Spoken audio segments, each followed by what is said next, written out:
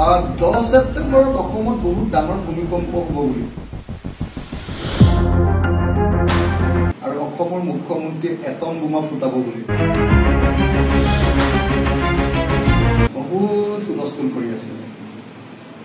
অসমৰ মুখ্যমন্ত্ৰী হিমন্ত বিশ্ব শৰ্মাই কৈছিলে যে তেওঁ যি কথা কৈছে এইটো একেবাৰে শুদ্ধ কথা, সত্য কথা, আৰু যদি তেওঁ সেইটো প্ৰমাণ কৰিব নোৱাৰে তেওঁ অসমৰ মুখ্যমন্ত্ৰী পদটোকে ত্যাগ কৰিব বুলি কৈছে। এইটো আপোনালোকৰ সংবাদ মাধ্যমত, আপোনালোকৰ টিভি বিলাকত আমি দেখিছিলো যে 10 ছেপ্টেম্বৰত যদি গৌৰৱ গগৈ তেওঁ পাকিস্তানী এজেণ্ট বুলি প্ৰমাণ কৰিব নোৱাৰে তেতিয়াহ'লে অসমৰ মুখ্যমন্ত্ৰীয়ে পদত্যাগ কৰিব বুলি ঘোষণা কৰিছিল। কাইলৈ 10 ছেপ্টেম্বৰ, আচলতে মই শুনিছিলো যে 1950 চনত যেতিয়া অসমত ভূমিকম্প হৈছিলে তাৰ আগৰ পৰাই অলপ অলপ জোকাৰণি আৰম্ভ হৈছিল, কিন্তু কাইলৈ 10 ছেপ্টেম্বৰৰ কাৰণে জোকাৰণি এতিয়ালৈকে অনুভৱ কৰা নাই। আজিৰ পৰা আচলতে হাল্লা হুলস্থুল লাগিবই লাগিছিল।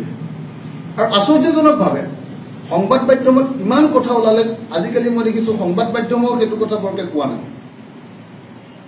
কাইলৈতো মোৰ মতে কাইলৈ অসমৰ মুখ্যমন্ত্ৰীয়ে কাইলৈ এটা ডাঙৰ ভূমিকম্প তৈয়াৰ কৰিব লাগে। 1950 চনৰ ভূমিকম্পতকে নিশ্চয় এইটো ডাঙৰ হ'ব।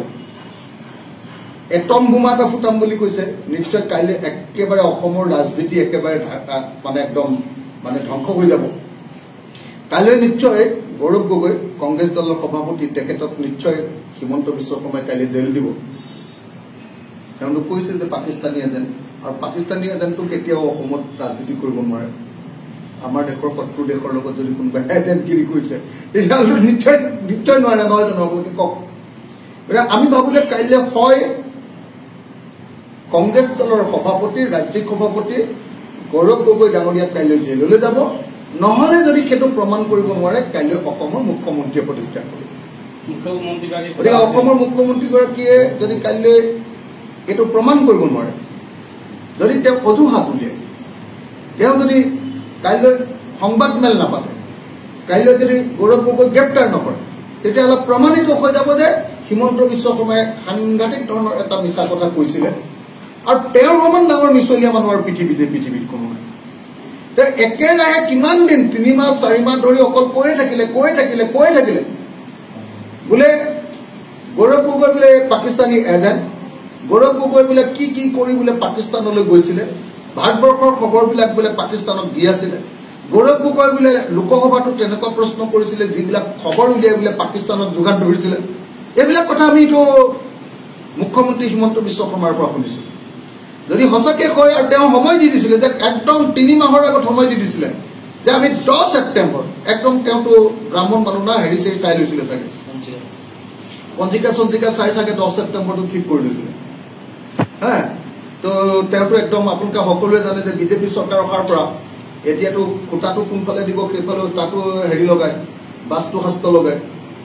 আপোনালোকে সকলোৱে জানে যে একেখন গভৰ্ণমেণ্টৰ দুৱাৰ, একেখন কোৱাৰ্টাৰ, এটা অফিচৰ একেখন দুৱাৰকে 10 বাৰ ভাঙি বদলাই থাকে।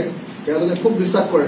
তেওঁ চাই চিটি গণি পিটি আমাৰ হিমন্ত বিশ্ব শৰ্মা ডাঙৰীয়াই 10 ছেপ্টেম্বৰটোত ডেট নিৰ্ধাৰণ কৰি দিছিলে।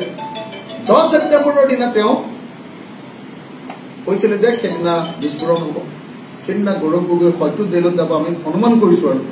আৰু যদি কাইলৈ বিস্ফোৰণ নহয়, কাইলৈ যদি ভূমিকম্প নহয়, তেখেতে নিজেই কৈছিলে যে যদি মই এইটো প্ৰমাণ কৰিব নোৱাৰো তেতিয়াহ'লে মই মুখ্যমন্ত্ৰী পদত্যাগ কৰিম। গতিকে কাইলৈ দুটা বস্তুত ৰৈ আছো, এটা হ'ল হয় গৌৰৱ গগৈ জেললৈ যাব, নহলে হিমন্ত বিশ্ব শৰ্মাই পদত্যাগ কৰিব। ডেফিনেটলি কাইলৈ কিবা এটা ধুমুহা হ'ব। আৰু মইতো ডেফিনেটলি পিছৰটো বিচাৰিম যে কাইলৈ মুখ্যমন্ত্ৰীয়ে প্ৰমাণ কৰিব নোৱাৰক, মুখ্যমন্ত্ৰী জেললৈ যাওক, এইটো মই ডেফিনেটলি বিচাৰিম। কাইলৈ যদি প্ৰেছ মিট নাপাতে তেতিয়াহ'লে হিমন্ত বিশ্ব শৰ্মাৰ নামটো আৰু মিছলীয়া নামটো কাইলৈ থৈ দিব লাগিব।